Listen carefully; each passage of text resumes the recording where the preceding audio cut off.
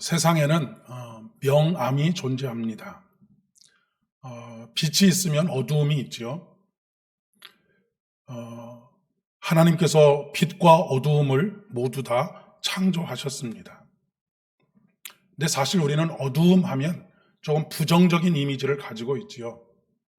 왜냐하면 빛과 어두움도 그렇고 세상이라고 하는 단어도 그렇고 중의적인 의미를 가지고 있기 때문에 그렇습니다. 세상은 하나님께서 사랑하셔서 독생자를 보내주신 것이 세상인 것과 동시에 또한 우리가 신앙적으로 표현할 때는 세상은 우리가 가까이 하지 말아야 할 어떤 것으로도 표현되는 중의적인 의미를 가지고 있기 때문에 그렇지요. 또한 어두움이라고 하는 것도 마찬가지입니다. 어두움은 어둠의 세력이라고 할 때는 사단의 세력을 이야기하기도 하지만 사실 어두움이라고 하는 것은 하나님의 창조 밖에 있는 것이 아니고 하나님의 창조 안에 있는 것입니다. 하나님께서 저녁이 되고 아침이 되니 첫째 날이더라 라고 말씀하지 않으셨습니까? 그리고 특별히 사실 어두움이라고 하는 것은 인간에게 반드시 필요한 것입니다. 왜냐하면 어두움은 우리 인간에게 쉼을 가져다 주는 시간들이기 때문에 그렇습니다. 그런데 현대인들은 이 어두움의 시간들을 불을 밝게 하고 살지요. 예전에는 그냥 불이 해가 지면 잠자리에 들고 해가 뜨면 잠자리에서 일어나고 그렇게 했는데 요즘은 밤이 맞도록 그렇게 불을 밝혀놓고 놀기도 하고 그런 문화를 가지고 있습니다. 특별히 우리나라가 더더욱이 그런 문화를 가지고 있지요. 사실 밤을 낮처럼 살고 있지만 그것은 우리에게 사실은 그렇게 바람직한 것은 아니다라고 그렇게 이야기할 수 있습니다. 왜냐하면 쉼을 잃어버리면 하나님을 잃어버릴 가능성이 굉장히 많이 있기 때문에 그렇습니다. 하나님께서 우리에게 안식일을 주신 이유는, 쉼을 주신 이유는 하나님을 기억하고 하나님을 잃어버리지 않을 수 있도록, 잊지 않을 수 있도록 하시기 위해서, 기억하도록 하시기 위해서 우리에게 이 안식일을, 쉼을 허락하여 주셨기 때문에 그렇습니다. 세상에 명암이 존재하는 것처럼 우리 인생에도 명과 암이 존재합니다. 우리에게 즐거운 날이 있는가 하면 슬픈 날이 있습니다. 기쁜 날이 있는가 하면 건강한 날이 있는가 하면 그렇지 못한 날도 있죠. 모든 것이 다 잘 되는 그런 때가 있는가 하면 하는 것마다 잘 되지 않는 것이 있을 때도 있습니다. 우리에게 젊고 강한 시절이 있는가 하면 늙고 연약한 시절들도 있지요. 중요한 것은 이 모든 시간들, 이 모든 때들을 내 인생으로 받아들이는 것입니다.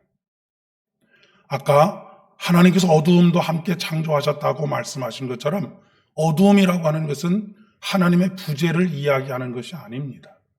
어두움 속에서도 하나님은 존재하시는 하나님이시기 때문에 그렇습니다. 그런데 우리가 신앙생활에 있어서나 우리가 우리의 삶을 살아가는 데 있어서 우리는 항상 어떤 하나님을 원하느냐면 강하고 위대하신 하나님, 능력 있는 하나님, 힘 있는 하나님을 원합니다. 그래서 고난받으시는 하나님을 받아들이지도 못하고 이해하지도 못하지요. 우리와 함께 울고 계시는 하나님은 더더욱이 상상하기가 어렵다라고 그렇게 생각하는 경우들이 많이 있습니다. 제자들이 그랬지 않았습니까? 제자들이 생각하는 메시아는 항상 위대한 그리고 능력이 있는 힘이 있는 메시아를 바라보고 있었지요. 그렇기 때문에 예수님께서 십자가의 길을 걸어가려고 할 때 그들이 생각하기에 어둠의 길을 걸어간다라고 생각했을 때 그 길을 막아서려고 했던 것이죠. 그런데 예수님께서는 끝까지 그 십자가의 길을 걸어가심으로 말미암아서 우리를 위해서 죽으셨을 뿐만 아니라 다시 우리를 위해서 살아나시는 놀라운 은혜를 우리에게 베풀어 주셨습니다.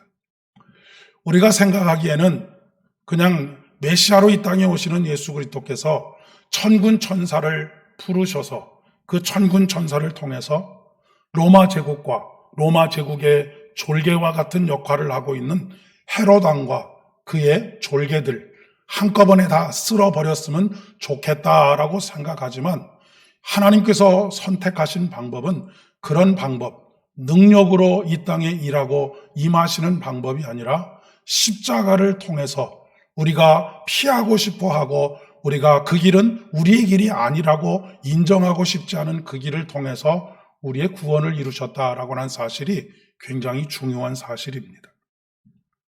오늘 본문의 주인공으로 등장하는 엘리야는 바알과 아세라 선지자 850명, 그 850명을 몰살시켰던 사람으로 상징됩니다. 어떻게 보면 이스라엘 민족들 가운데, 이스라엘의 지도자들 가운데, 특별히 선지자들 가운데 최고의 선지자로 꼽히는 사람 중에 한 사람입니다. 그러니까 이스라엘 사람들이 꼽는 탑3가 있다고 한다면 첫째는 다윗일 테고요, 두 번째는 모세일 테고요, 세 번째는 엘리야일 것입니다. 다윗의 혈통으로 이 땅에 오신 예수 그리스도께서 변화산에 오르셔서 변화되셨을 때 그곳에 함께 예수님과 더불어 이 말씀을 나누었던 분들이 누구입니까? 모세와 엘리야입니다. 모세는 율법의 대표자이고 엘리야는 선지자들 중에 선지자라고 할 수가 있습니다. 그러니까 선지자들 중에 최고로 존경받는 사람, 최고로 능력을 나타냈던 사람. 여러분, 우리가 보통 우스갯소리로 내가 젊었을 때 17대 1로 붙어가지고 싸워서 이겼다, 이런 이야기들을 하지 않습니까? 그런데 850명의 바알과 아세라의 선지자와 맞붙어서 이겼다. 야, 이거는 전설처럼 내려오는 그런 이야기로 들려질 수도 있지 않겠습니까? 뿐만 아니라 엘리야는 3년 동안 기도하자 3년 동안 비가 오지 않다가 다시 기도하자 3년 만에 다시 이스라엘 땅에 비가 내렸던 그런 일들을 행했던 사람인 것이지요. 그러나 또 한편 오늘 본문의 말씀을 보게 되면 엘리야는 세상에 그렇게 연약할 수 없을 정도로 연약한 사람인 것을 또한 보게 됩니다. 우리는 늘 강력한 힘을 가지고 있는 그리고 850명과 싸워서 이겼던 그런 능력을 가지고 있었던 그런 선지자로만 기억하기를 원하고 엘리야가 이렇게 연약한 모습을 띄었다라고 하는 사실은 사실 인정하고 싶지 않지만 그것이 엘리야의 삶의 현실이고 그 존재의 현실이라고 하는 그런 말씀입니다. 이 연약한 엘리야의 모습을 보면서 우리는 갈멜산에서 나타났던 그 놀라운 하늘에 불이 내려서 제단을 태우고 850명의 그 제사장들을 단칼에 목을 베게 만드는 그 능력이 엘리야 자신의 능력이 아니라 바로 하나님의 능력이라고 하는 것을 깨닫게 되지요. 그러나 엘리야는 그렇게 생각하지 않았던 것 같습니다. 엘리야뿐만 아니라 사실 우리들 모두도 그렇게 생각하지 않습니다. 그렇기 때문에 이렇게 탄식하고 있죠. 내가 만군의 하나님 여호와를 위하여 열심히 특심하오니 이는 이스라엘 자손이 주의 언약을 버리고 주의 단을 헐며 칼로 주의 선지자들을 죽였으며 오직 나만 남았거늘 저희가 내 생명을 찾아 취하려 하나이다 라고 그렇게 고백하고 있습니다. 아마도 엘리야는 850대 1로 이 영적인 전쟁을 끝내면 모든 것이 다 좋아지리라 그렇게 기대했을지 모르겠습니다. 그러나 그 소식을 전해 들은 이세벨이 이놈 내가 가만두지 않겠다라고 하는 그 한마디 말을 들었을 때 엘리야의 마음이 녹아져 버리고 말았던 것이죠. 그러면서 그 마음속에 이런 생각이 들었을지 모르겠습니다. 아, 여기까지가 나의 한계인가? 라고 하는 생각이 들지 않았겠습니까? 내가 이렇게 다른 사람들보다 훨씬 더 열심히 특심하여서 열심히 유별나서 하나님 이렇게까지 했는데 결과가 이것입니까? 라고 하는 그런 의미가 담겨져 있다라고 생각이 됩니다. 그리고 그는 여태까지도 혼자였는데 이제 비로소 자기가 고립무원의 혼자라고 하는 것을 비로소 깨닫게 되었던 것이죠. 그 한계를 경험하게 될 때 우리 마음속에 두려움이 찾아오고 하나님에 대한 불신이 찾아옵니다. 이제까지 보이던 하나님, 이제까지 신뢰하고 따르던 그 하나님이 보이지 않게 되기 때문에 그렇습니다. 사실 바알과 아세라의 선지자 850명과 대적하고 있을 때도 전혀 주눅이 들지 않았던 이 엘리야입니다. 그런데 이세벨의 단 한마디에 그가 이렇게 무너질 수 있다라고 하는 것, 인간이라고 하는 존재가 바로 그런 존재라고 하는 것을 말해주고 있는 것이죠. 사실 지난 3년 동안도 이런 위협이 없었던 것이 아닙니다.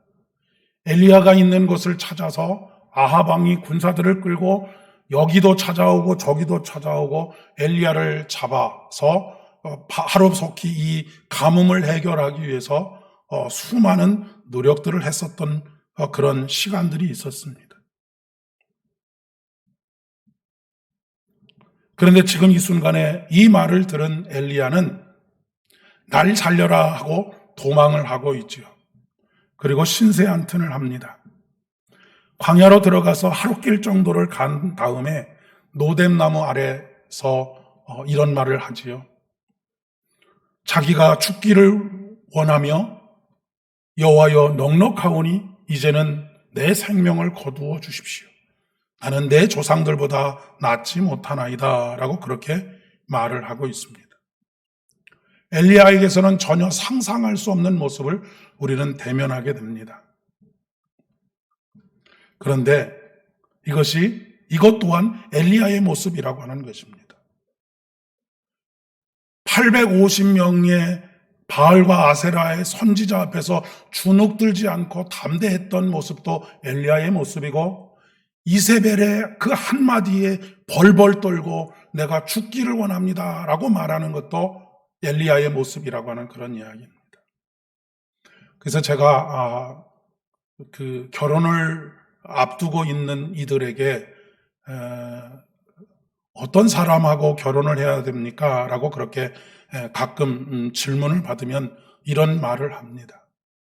신앙이 좋은 사람이 아니라 인격적으로 훌륭한 사람하고 만나서 결혼을 해라 라고 그렇게 이야기를 합니다.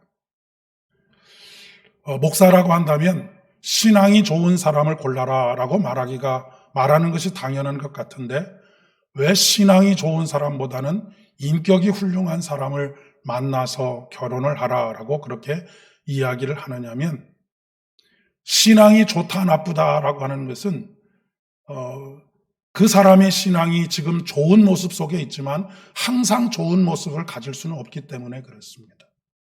엘리야처럼 지금 850명과 대적하고 있는 엘리야의 모습과 같은 신앙의 모습을 보고 홀딱 반해서 결혼했다가 지금 어느 한 사람의 한마디에 완전히 그 삶이 무너지는 그런 모습들을 볼 수가 있지요.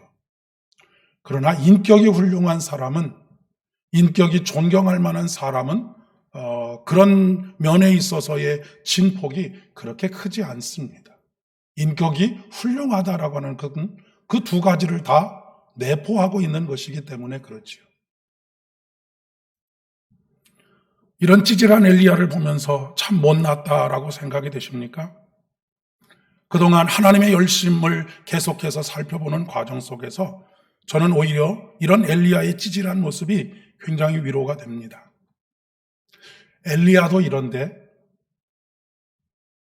나는 오죽하겠는가라고 하는 것이죠.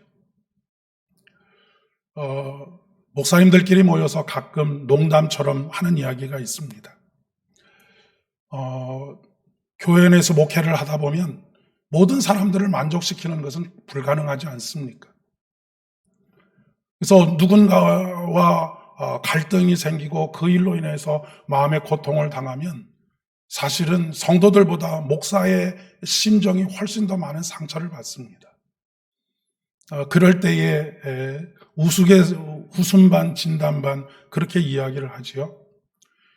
예수님은 12명 가지고 목회를 하시면서도 그 중에 한 사람한테 배반을 당해서 십자가에 못 박히셨는데, 예수님하고는 비교도 할 수 없는 나 같은 사람이 어떻겠는가라고 그렇게 이야기를 하곤 합니다. 이것이 우리 신앙의 모습 중에 하나라고 하는 것이죠. 이런 우리가 신앙생활을 하다 보면 이렇게 크게 낙심에 떨어져 있는 분들을 종종 보게 되지요. 우리가 직접 그런 당사자가 되기도 합니다. 그러면 그런 모습들을 보고 우리가 너무도 쉽게 이런 말을 하지요. 믿는다는 사람이 말이야. 이런 말들을 하곤 합니다. 어떻게 장로식이나 돼서 목사식이나 돼서 안수집사식이나 돼서 권사식이나 돼서 저렇게 행동할 수 있느냐라고 쉽게 말을 한다라고 하는 이야기지. 또 제가 여러 번 말씀드렸지만 빨리 털고 일어나라 라고 그렇게 이야기하기도 합니다. 하지만 제가 오늘 새벽에도 말씀드렸던 것처럼 좋은 친구라고 하는 것은 비가 올 때 우산을 받쳐주는 친구가 좋은 친구이기보다는 물론 그 친구도 좋은 친구이긴 하지만 더 좋은 친구는 비가 오는 날 함께 비를 맞아주는 친구가 더 좋은 친구라고 그렇게 이야기를 합니다. 우리가 위로하고 하는 것도 좋지만 그 사람의 마음이 되어서 그 사람의 심정으로 함께 아파하는 것, 이것만큼 좋은 친구가 없고 좋은 위로가 없다라고 하는 그런 이야기입니다. 이때 하나님께서 굴 속에 들어가 있는 엘리야에게 너는 나가서 여호와 앞에서 산에 서라라고 말씀하십니다. 그런데 여호와 앞에 크고 강한 바람이 지나가는데 산을 가르고 바위를 부수나 그런 바람 가운데 여호와께서 계시지 않으셨다라고 기록하고 있습니다. 그냥 봄바람 같은 산들바람이 아니고요. 그냥 조금 센 바람이 아니라 산을 가르고 바위를 부수는 바람, 이 바람은 어떤 바람이겠습니까? 뿐만 아니라 지진 가운데도 여호와께서 계시지 않았습니다. 지진 후에 불 가운데도 여호와께서 계시지 않으셨습니다. 아마도 많은 사람들은 크고 강한 바람이 산을 가르고 바위를 터뜨릴 때에 하나님께서 저곳에 임하셨구나라고 그렇게 생각했을 것입니다. 지진으로 인하여서 모든 것이 뒤집어질 때에 하나님께서 바로 저기서 역사하시는구나라고 생각했을 거라고 하는 것이죠. 뿐만 아니라 불 가운데 불로 임하실 때에 하나님께서 저곳에 계시는구나라고 그렇게 생각했을 것이라는 말씀입니다. 그러나 그 어느 곳에도 계시지 않았던 것이죠. 불 후에 세미한 음성 가운데 계시는 하나님을 발견하게 됩니다. 사실 우리는 엉뚱한 곳에서 하나님을 찾고 있는지도 모르겠습니다. 우리는 늘 하나님께서 여기 계셔야 하는데 왜 여기 계시지 않느냐라고 그렇게 생각할 수도 있겠습니다. 우리가 아주 흔히 생각하는 생각입니다.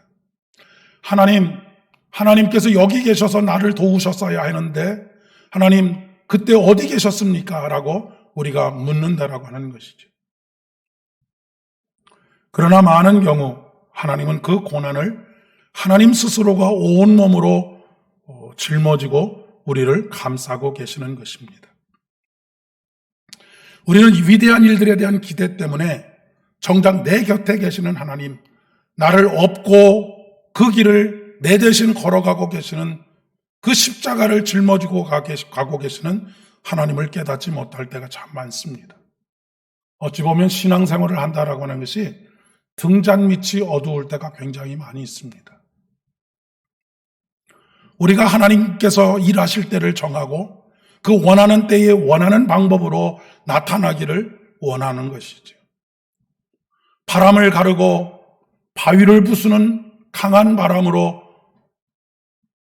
우리에게 나타나기를 원하는 것입니다. 지진으로 우리에게 나타나기를 원하고 불로 우리에게 나타나서 한꺼번에 모든 문제들을 다 해결해 버리기를 원하는 것이죠. 그러나 많은 경우 하나님은 세미한 음성 가운데 계십니다. 세미한 음성 가운데 계시기 때문에 우리가 귀 기울여 듣지 않고 그곳에 하나님이 계시지 않다라고 말씀을 하는 것입니다. 세미한 아무것도 들리지 않는 그런 상황은 우리가 원하는 상황이 아닌 것이지요. 아마도 엘리야의 소원은 이것이었을지도 모르겠습니다. 내가 믿는 하나님, 갈멜산에서 불을 내려주신 하나님, 지금 나타나셔서 내 문제를 해결해 주십시오. 우리의 모든 문제를 해결해 주십시오. 그러나 하나님께서 일하시는 방식은 그렇지 않았다라고 하는 것입니다. 예수님께서 이 땅에 오셔서 하나님의 나라는 감추어진 보화와 같다라고 말씀하셨습니다. 그 보화를 발견하는 사람이 있는가 하면 발견하지 못하는 사람들이 어찌 보면 대부분입니다. 왜냐하면 땅 속에 보화가 숨겨져 있다라고 하는 것을 상상조차도 하지 못하기 때문에 그렇습니다. 보화를 발견하지 못하는 이유는 바람 가운데, 지진 가운데, 불 가운데 하나님이 계시는 것을 기대하고 찾고 있기 때문에 그렇습니다. 원하는 때 원하는 능력으로 보지 못하면 하나님이 없다 하고, 또 보지 못하면 하나님을 믿지 못하겠다고 합니다. 여러분, 예수님께서 십자가에 달려 돌아가실 때 지나가는 사람들이 자기의 머리를 흔들면서 쯧쯧거립니다. 뭐라고 모욕을 하느냐면, 성전을 헐고 사흘 만에 짓는 자여, 네가 만일 하나님의 아들이거든 자기를 구원하고 십자가에서 내려오라 라고 비아냥거리지. 그뿐만 아니라 대제사장들과 서기관들과 장로들도 그가 남은 구원하였으되 자기는 구원할 수가 없도다. 그가 이스라엘의 왕이로다. 지금 십자가에서 내려올지어다. 그리하면 우리가 믿겠노라 라고 말합니다. 하나님께서 지금 조롱하는 이들에게 하나님의 능력을 보여주심으로 인하여서 그들을 믿게 하실 수도 있지 않겠는가라고 생각할 수 있을지 모르겠습니다. 그러나 그들이 본다고 해서 예수님을 믿지는 않을 것입니다. 당연히 예수님은 십자가에서 내려오지 않으셨습니다.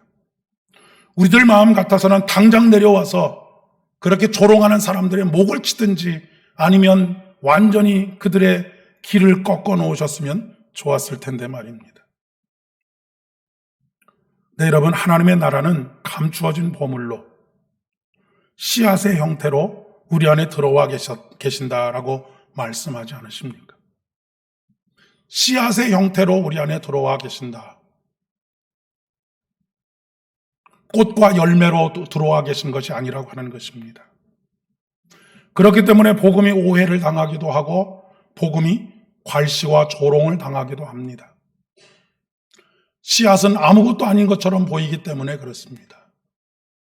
그 안에 생명이 있는 것을 알지 못하면 그것이 아무런 일을 나타낼 수 없다라고 생각하기 때문에 그렇죠.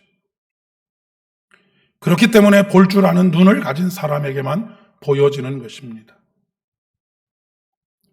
여러분, 우리가 요즘 마을 음악회를 준비하면서 씨앗의 꿈이라고 하는 찬양을 배웠지 않습니까? 사과 속에 씨앗은 셀 수 있지만 씨앗 속에 있는 사과는 셀 수가 없다라고 하는 말입니다. 하나님의 나라가 겨자씨와 같다라고 말하는 이유도 바로 여기 있는 것이죠. 겨자씨와 같이 작고 미약하고 아무것도 아닌 것처럼 보여지지만 그 안에 생명이 있음으로 말미암아서 모든 이들이 와서 그 나무에 깃들여 쉼을 얻을 수 있도록 하는 나무가 바로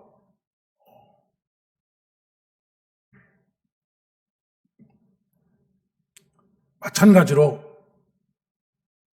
우리가 사과 속에 있는 씨앗 몇 개 들어있는 것을 보지만 씨앗 속에 들어있는 사과는 수십 개가 될 수도 있고 수백 개가 될 수도 있고 그렇습니다. 엘리야가 나만끈을 한탄할 때 하나님께서 바알에게 무릎을 꿇지 않는 7,000명을 남겨놓으셨다라고 말씀하십니다.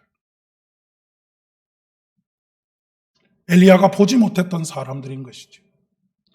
여기서 말하는 7,000명이라고 하는 것은 물론 숫자적으로 7,000명이라고 하는 의미도 있지만 7이라고 하는 숫자는 완전수를 의미하는 것이고요.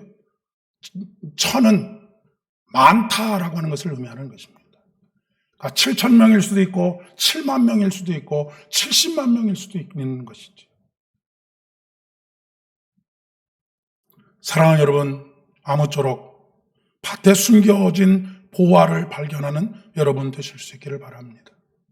이 밭은 우리의 밝은 면, 모든 것이 잘 되고 있을 때 그때는 꽃과 열매들이 너무 잘 보이지요. 그러나 밭에 감추인 보화는 우리의 어두운 시절들, 힘들고 낙심하고 낭만 가운데 있는 그런 시절들에 발견할 수 있는 것이 바로 밭에 심기워져 있는 보화입니다. 그 보화를 발견했을 때 그 사람은 어떻게 했지요? 자신의 전 재산을 팔아서 그 밭을 샀습니다. 하나님의 나라가 온전히 자기 안에 충만하게 임하게 된 것이죠. 이제 더 이상 걱정과 근심이 없어지게 되었습니다. 왜냐하면 그 안에 임하신 하나님의 나라를 통하여 하나님의 나라를 통치하시는 하나님의 통치가 그의 삶에 있기 때문에 그렇습니다. 그분은 눈물을 닦아주시는 분이시고 그분은 위로하시는 분이시고 그분은 우리가 가장 힘들고 어려울 때 우리를 대신 짊어지시고 우리가 걸어가야 할 그 길을 걸어가시는 분이시기 때문에 그렇습니다. 이번 한 주간도 온전히 우리의 삶의 구석구석에 숨겨져 있는 저곳에는 씨앗이 숨겨져 있지 않으리라 라고 생각하는 그곳에 하나님의 생명의 씨앗들이 숨겨져 있습니다. 우리가 기대하는 것보다는 우리가 기대하지 않는 곳에 더 많은 생명의 씨앗들이 숨겨져 있다라고 하는 것입니다. 그 씨앗 속에 숨겨져 있는 그 수는 헤아릴 수가 없이 풍성한 하나님의 은혜인 것을 기억하시고 더욱더 하나님을 찾되 마음을 다하여 찾고 열심을 다하여 찾고 그 하나님의 깊은 은혜 속에서 매일매일을 살아가는 저와 여러분 되실 수 있기를 진심으로 축복합니다. 기도하겠습니다. 은혜가 풍성하신 아버지 하나님 감사드립니다. 오늘도 귀한 말씀 저희들에게 허락하여 주시고 아버지 하나님 깨닫게 하여 주시는 대로 우리의 마음이 열려지게 하시며 우리의 귀가 열려지게 하시고 우리의 눈이 열려지게 하여 주셔서 보아야 할 것들을 보게 하시고 들어야 할 것들을 듣게 하시고 그렇게 될 때 깨닫게 된 그 하늘의 보화, 숨겨진 보화를 위하여 우리의 전 인생을 하나님 앞에 내어 맡길 수 있도록 은혜를 더하여 주시옵소서. 하나님 특별히 이 시간 간절히 바라옵고 원하옵는 것은 사랑하는 우리 정은영 집사님을 위해서 기도합니다. 십수년 동안 참으로 그 질병과 함께 싸우면서 그 질병과 싸웠던 것이 아니라 그 수많은 세월들이 질병을 위하여 싸워주시는 하나님과 동행하는 삶을 살아왔는데 하나님 또 원치 않는 뇌의 종양이 발견이 되어서 그 마음속에 크게 낙심하고 있는 가운데 있습니다. 그 믿음이 흔들리지 않도록 은혜를 더하여 주옵시고 더욱 그 발걸음을 그 마음을 붙잡아 주셔서 하나님 이때까지 함께 동행해 오신 것처럼 앞으로의 모든 삶의 여정도 하나님과 함께 동행하며 치료하시고 능력을 베푸시는 우리 하나님을 경험해 갈 수 있도록 한 걸음 한 걸음 주님 축복하여 주시옵소서. 이제는 우리 주님 예수 그리스도의 은혜와 아버지 하나님의 극진하신 사랑하심과 성령 하나님의 위로하심과 교통하심이 오늘 온전히 주의 말씀이 숨겨진 밭을 발견하고 그 밭에서 보화를 발견함으로 말미암아 하나님께서 다스리시는 하나님의 나라에 함께 그 기쁨과 평안을 누리며 살아가기를 소망하는 사랑하는 모든 성도님들의 머리 위에와 가정과 일터와 사업장들 위에 우리 교회 위에 이제로부터 영원까지 함께 하옵시기를 간절히 축원하옵나이다. 아멘.